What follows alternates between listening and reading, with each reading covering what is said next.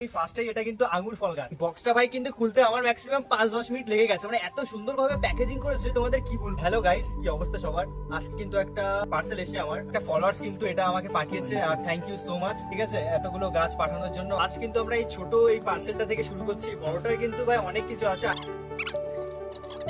এই ফার্স্টে এটা কিন্তু আঙ্গুর ফল গাছ, সুইট করমচা। আবার বলে রাখি, আমার একটা ফলোয়ার্স কিন্তু এটা আমাকে পাঠিয়েছে, আর থ্যাংক ইউ সো মাচ। এই ছোট বক্সটা থেকে কিন্তু তোমরা এই দুটো গাছ বাড়ালো, একটা হচ্ছে আঙ্গুর ফল গাছ আর একটা হচ্ছে এটা সুইট করমচা। আই থিংক বড় বক্সটা আমরা খুলবো এখন, দেখি এর ভিতরে কি কি আছে।